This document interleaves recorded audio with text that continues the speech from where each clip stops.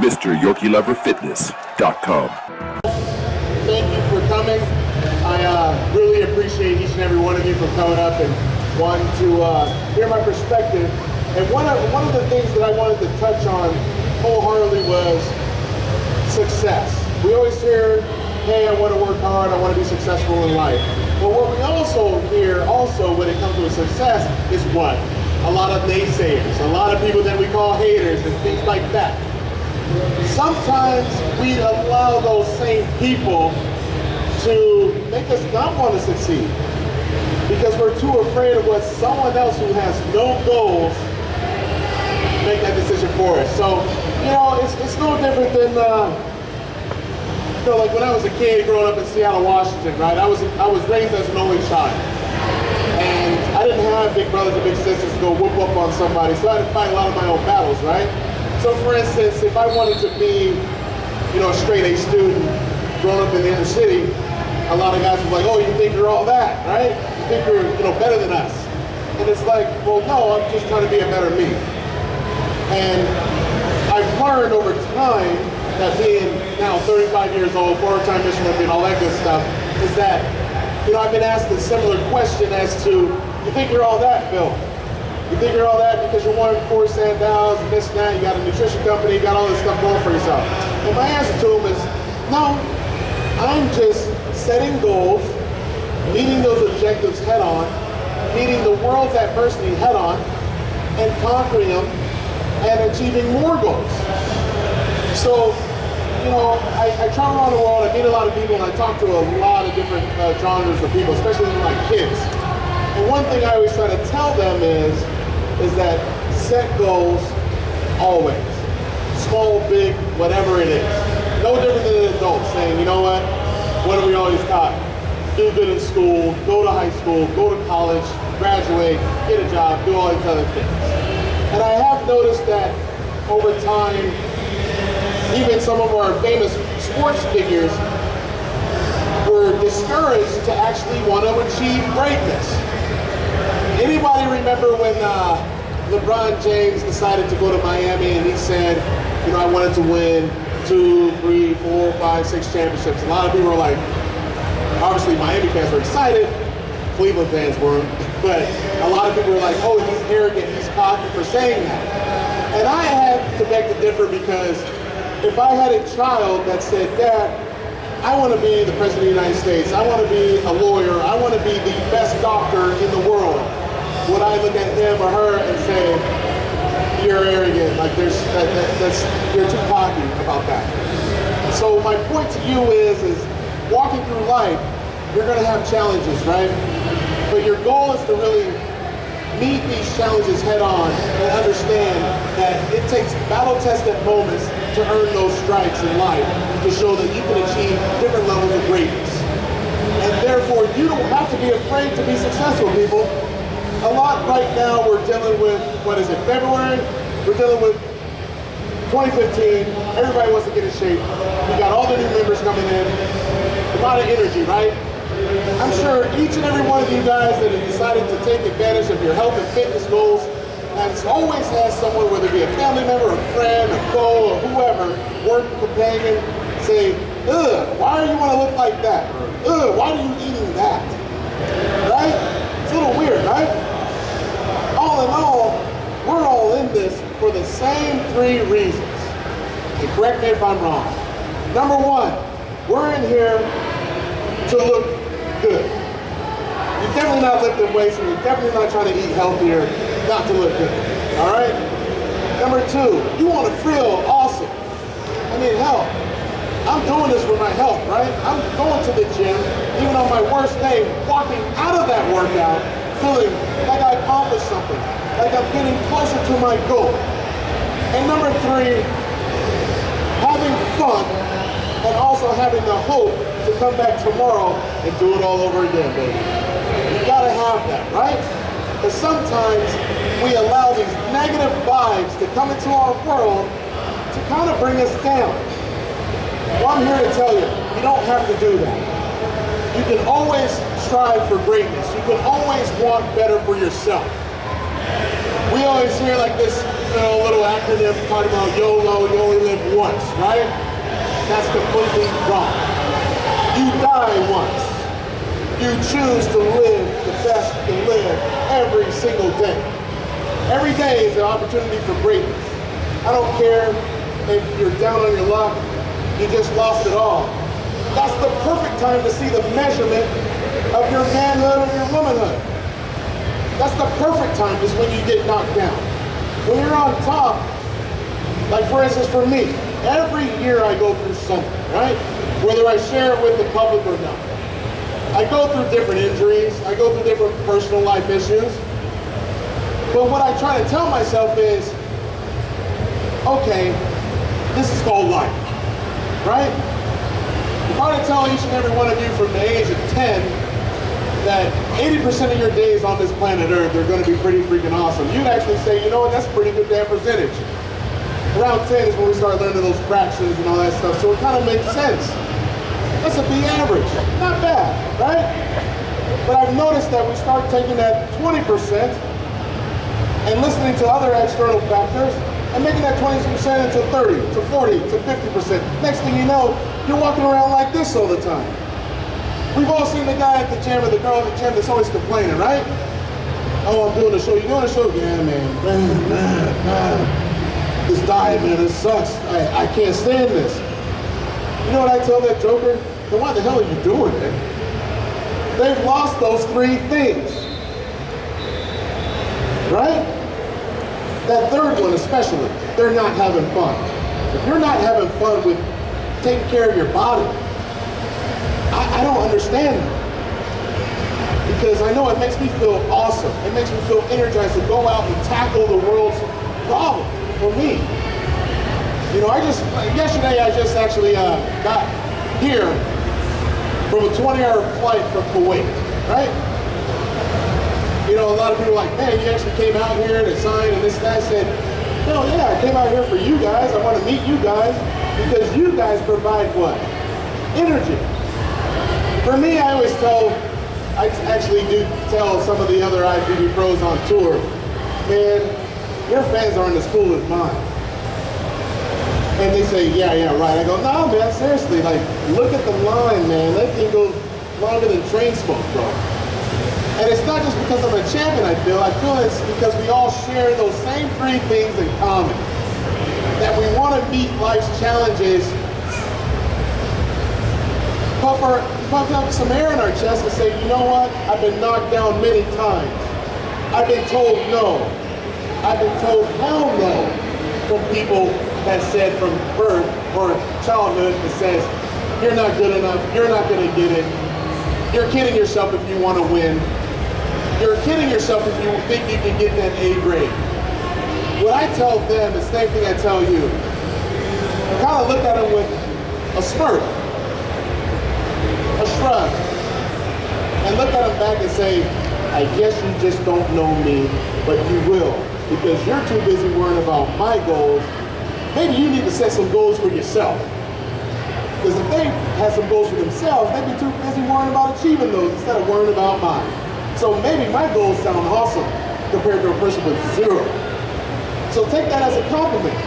Take that knowing that you're doing something very substantial and you're actually doing something extremely substantial because of what?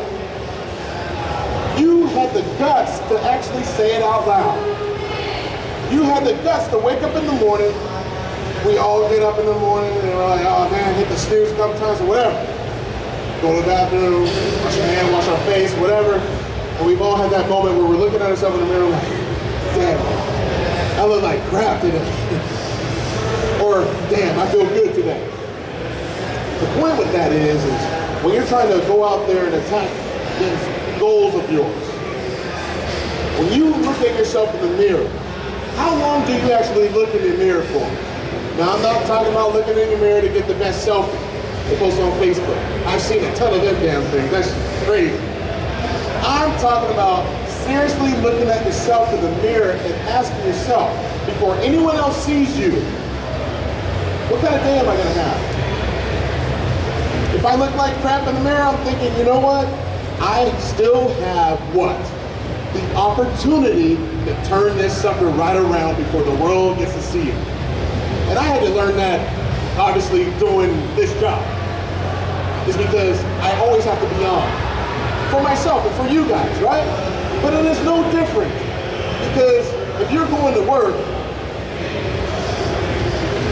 you think, I mean, man, if one of my employees should give the nutrition walked in there like this, I say, is your back hurting or what? Like, what's going on? Like, you need a chiropractor or something? But seriously, I say, you did not come ready.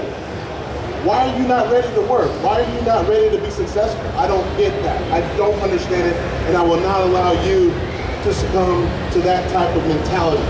Because there is average, there's below average, there's good, there's great, and then there's the elite, right? Those people that climb that ladder, we all started here. Regardless of socioeconomic class or anything, success was just right here. We all had to earn that. I don't care where you come from, you had to want that. And sometimes people say, oh, he got lucky or this, that, and the other. Some people actually said it to me. Some of my own competition say, yeah, you're just lucky, man. You got genetics and this and that. You know what I tell them? I go, you're wrong. I just try to make it look easy to where you think that I got lucky.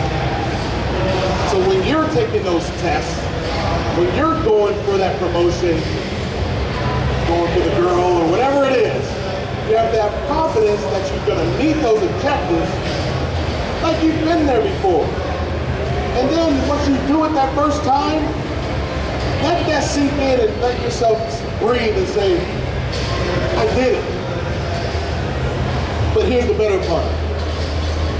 I can do it again. See, one of my best friends, he had worked for IBM, and he actually worked my dream job. Now, for a lot of you guys that maybe not know, I grew up in Seattle, like I said, but I also earned a Division I scholarship to play basketball at the University of Denver, where I acquired 2 degrees, one in business management and one in information technology. So yes, I knew business, but also I was a freaking nerd. So there you have it, right? I was writing scripting codes and all that stuff instead of going out on a Friday night trying to go drink pizza and beer, which I did do that, but I was too busy writing JavaScript and trying to deal with, I was taking classes like differential equations, discrete structures, and linear algebra, all that stuff. Crazy. I took machine language. Can you believe that? This guy right here took machine language, hexadecimal and all that nonsense. I don't use it, thank God. But he would work my dream job. And I remember him getting Salesman of the Year. Now he's my age, I'm 35. I think he got it when he was around 31 years old. That's pretty substantial achievement. You know what his mentor told him? He said, anyone can hit a lucky jump shot. I said, damn. He calls me up and he goes, Heath, you wouldn't believe this. I just hit my quota. I'm Salesman of the Year for IBM. I'm kicking ass, man. You know what my mentor told me? Anyone can hit a lucky jump shot. I see you do it again. And I'm like, well, let's just be honest. When you're trying to go from good to great to elite, you have to take that mentality and let it reset to 0 and say, yeah, I already did it once, I'll do it again. So for me, it's like, I got ready for my first Sandow. I remember in 2011, I thought, I have to go into this with a greater sense of urgency, not listening to anyone that's going to tell me no. And really not doing it for those people that tell you no, because eventually, you're going to have to get beyond those naysayers. You're going to have to be telling yourself, I'm not doing this for him or for her that doesn't believe. I'm going to do it for myself and the people that do believe, right? What about those people? What about your parents and your friends and your family that actually care? They want you to succeed. Don't listen to this negativity, because you know what that is? It's called distraction. It's a distraction from you to seeing clearly on those goals. And then you start listening to this madness, and then you're thinking, well, yeah, I probably should just be average, man. Got a good job, no problems. I can kind of sneak out when I want to on a Thursday or Friday, no one even cares. But deep down they're thinking, man, it would feel nice to get that promotion like my guy did. Wow, that's a nice car, that's a nice house that you bought your mom. How'd you do that? Well, I gave it to him about my success.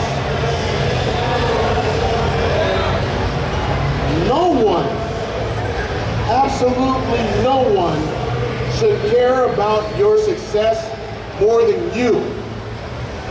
That makes sense? No one. I can't hold your hand to go to the gym. I can't hold your hand to go to the grocery store. I can't do it. It look kind of funny. But seriously speaking, I can't do it for you. But I can show you that I did it. I can show you that I wasn't afraid. See, when I got ready for that 2011 Miss Olympia, you guys have seen Jay Cutler. He's one of my best friends. He's like family to me. He's like my brother, right? He and I get ready for this show. I told myself, I'm gonna have to take it to him like never before. But then as I started realizing, I said, it ain't just him I gotta beat. I gotta beat everybody. And then I thought about it like this. I said, if I care about my conditioning, and if I care about all the little things, leaving no stone unturned, making sure that I'm calculating everything, every little detail, not just focus about these big things. See, I hate to say it, but average guy, like we always see like these puzzles and stuff, and they'll say, find X, find whatever, find a hidden message. Only a select few people figure out the riddle or whatever it is. That's how I look at my career, is that I gotta find the tiniest detail that's gonna help me win. So I was able to do that in 2011, and then 2012 was like, oh my gosh, I gotta do it again. Because the first thing that happens when you win the Olympia is, so Phil, yes, how do you feel? Feel awesome. Well, what about next year? I'm like, damn, man. I just won 5 minutes ago. But there it goes again. Success only breeds those people saying, okay, we saw you do this, but now what? What's next? And it was upon me to say, you know what, you're right. Because was I really gonna be happy with just one? Hell no. I wanna have that same feeling again of success, of knowing that what I just achieved was only done by 12 other men on the planet Earth. That's right, planet Earth. So I had to realize that in order to do this again, I had to take advantage of every resource there was and care about my success more than anybody else. Not listening to the distractions of people saying, you can't do this, you can't do that. I already proved them wrong to begin with. They ain't even doing anything with their goals. I'm achieving mine. They haven't achieved nothing. They haven't even won the backyard classic. And they here telling me what I should be doing. I can't listen to that anymore. So I went into that show very, very scared. I can't lie. I was very, very nervous because the last thing you want to do is like lose after winning it. I was able to win 2012, and then going to 2013, I realized one major thing. From this day forward, you're not going to have as many vocal supporters, right? Social media takes control. You start to get the little looks from other competitors. You're realizing, damn, man, I was just homies with this guy, and now you don't even want to talk to me. The same thing can happen in your life when you're starting off as an entry-level employee, and you bust your ass, and next thing you know, a job opening comes up, and you actually hear that one of your buddies wants to do the same job.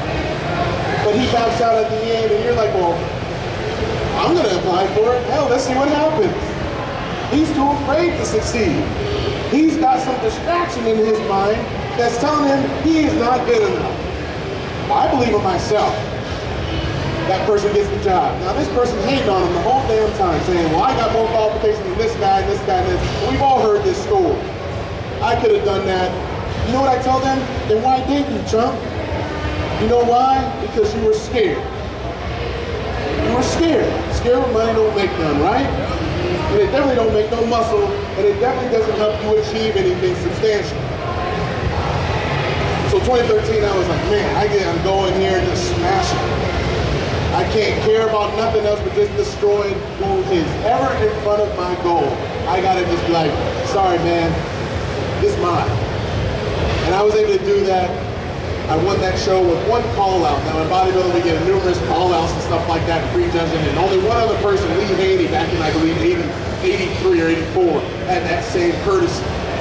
The judges thought that, hey, this guy brought it, he did his job. And I remember training for that show and I'm thinking, I'm having fun. I'm really enjoying this painful process of doing leg day. The process of doing interviews.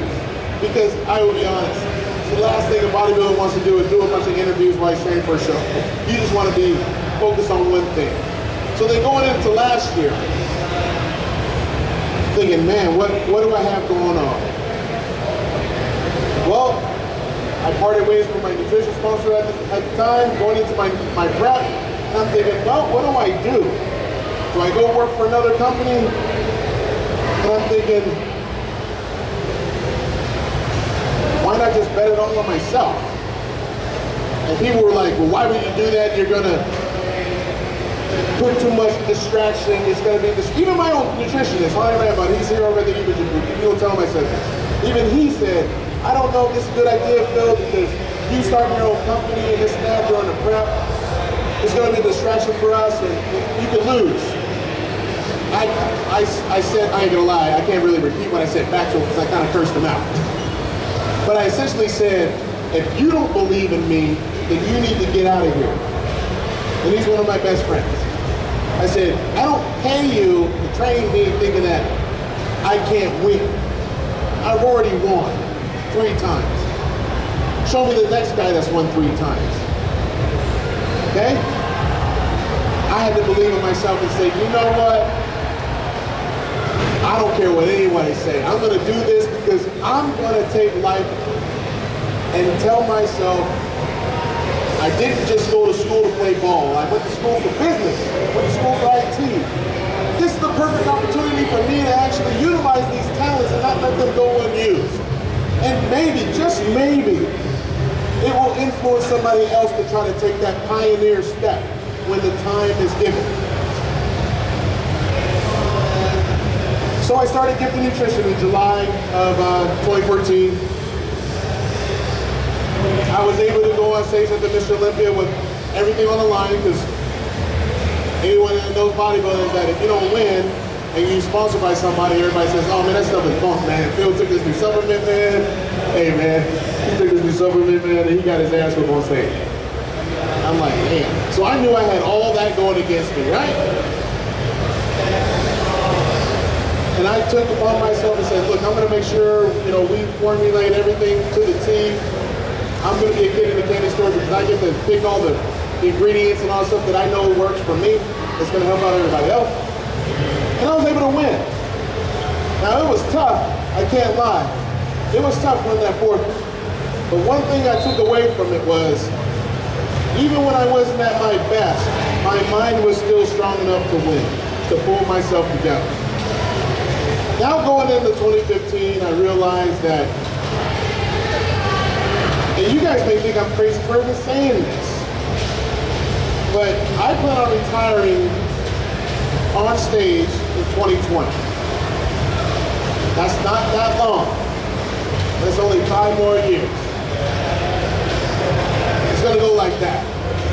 So every workout, I have to have a high sense of urgency. I cannot listen to distractions anymore. I have to remind myself that I've already been here before, that I've been battle tested with life's challenges, and I meted it head on, and I met them head on. Anyone here train legs? I hope everybody does, if someone can train legs. Life is kind of like leg day, right? Sometimes life is like a leg day. Life's challenges is just like leg day. You got hit with something, your boy called you up, hey man, we about to go train legs, dog. Oh man, we've all done that. Oh man, and last week he tried to kill me. You doing the extensions like, yeah, I'm good. You trying to stall. Yeah, I'm straight, knowing damn well in about 5-10 more minutes you gotta do what? Squats. And you're like, oh Lord, I gotta do these? I would say yes. Why? Because you know that if you meet this head on, you will come out of it all right. But if you go halfway, your legs will look like you're riding a chicken, small as hell. And you have wasted your time in that gym going halfway. Because we all know if it was arm day, everybody be in there doing all the craziness, right? Sure enough. You're like, oh yeah, I see him every Friday trying to get the pump up, trying to go to the club, this and that. But life is like that leg day because you have to be fearless when you train them damn legs. You have to be. We all know that we've seen people throw up, we've seen people pass the hell out, we've seen all this stuff. It is possible for you to pass out doing legs. We already know. But don't you feel good when you look in the mirror and you're like, man, oh yeah, I'm all right. I've improved.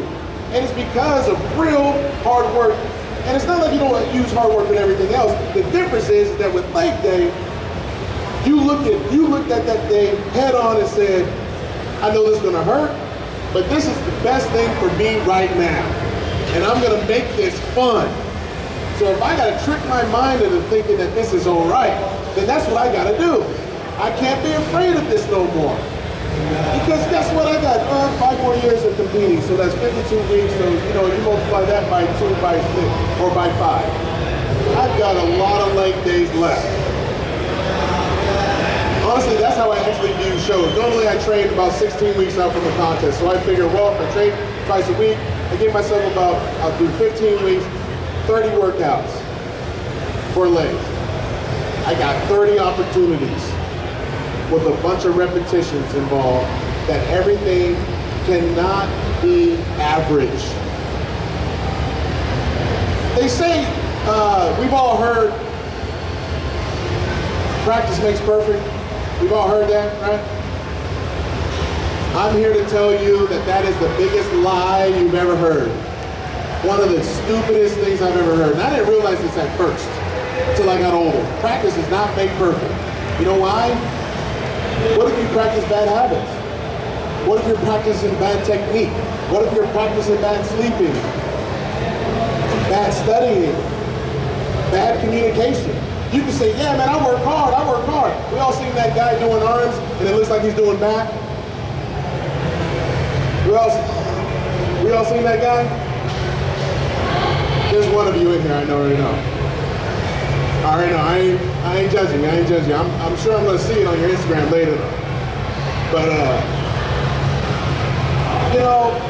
you really, sorry. I travel around the world and I see a lot of guys using bad form. And they'll sometimes criticize the pros for doing bad form too, and I'm like, man, you should look at yourself. But my point is that you've got to take everything with a fine-tooth comb and go through your technique on everything. Because perfect practice will make perfect. It will put you in the positive area to where you can have a higher level of success. If you do not do this,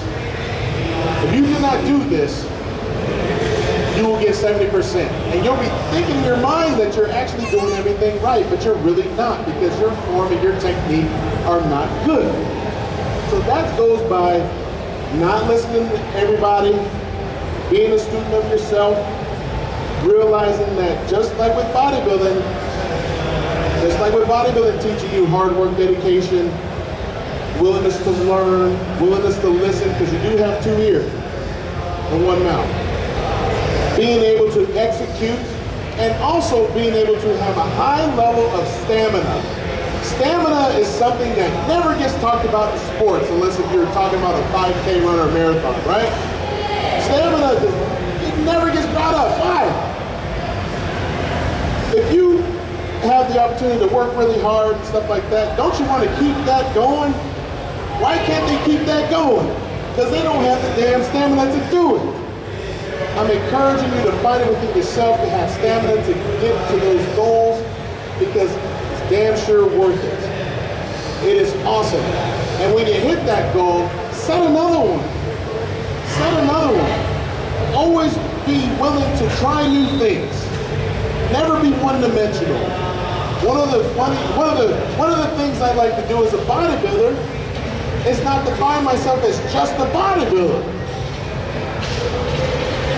Every year when I get ready for the Olympia, I try to learn something. Regardless if you guys may laugh, what? I want to say 3 years ago,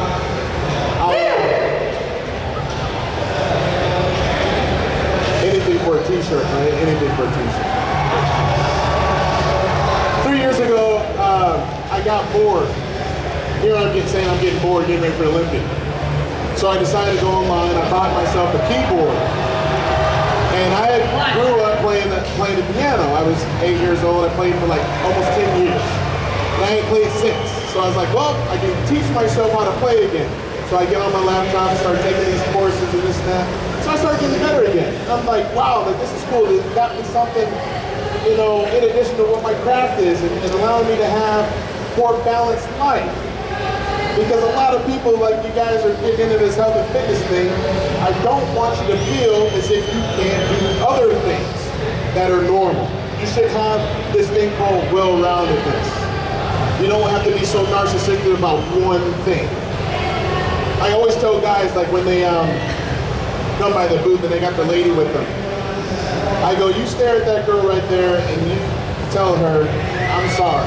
They go, why? I go, because I'm sure you were being a jackass at some point in time talking about your meals and your training and bodybuilding all damn day. She already knows you bodybuild, brother. You're in there looking at yourself in the mirror half the day. She appreciates you. She loves looking at that. But let's learn to talk about some other things. Let's utilize those same principles and apply those in relationships, whether it be personal, whether it be business, or athletics, whatever it is. That's what makes bodybuilding so cool, is that you have to really apply yourself to compete, right?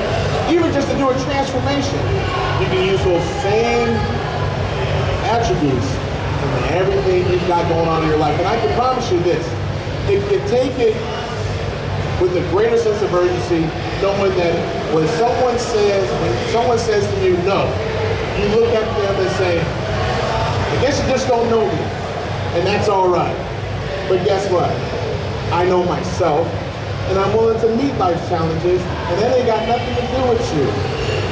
It has all to do with what I want, because I choose to live every single day. With that, guys, I wanted to open up for some questions. What I'd like to do is have these questions go around, but be sure to do me a favor. Can you do me a favor? Do not be bashful, please. I've come here many times, and people want to ask a question, and then everybody gets quiet or whatever, and then toward the very last 5-10 minutes, everybody's got a question, and I got to go back to the booth. I think personally I'm one of the coolest pro bodybuilders around, because I'm just a chill guy. I can talk about sports, I can talk about current events, I can talk about sneakers, I can talk about cars or whatever it is. Perspectives on life, whatever it is. I share a lot of the same things that you guys probably already into. So I just want to open it up, guys. We're going to have some fun. Hey, can I ask you a question? You're going to have to say it out loud with me. Can I not be Mr. Olympia right now? Can I just be Phil? Can I just be Phil, please? Can I hear you say yes? Yeah. Thank you, thank you, thank you. All right, we're going to have some fun.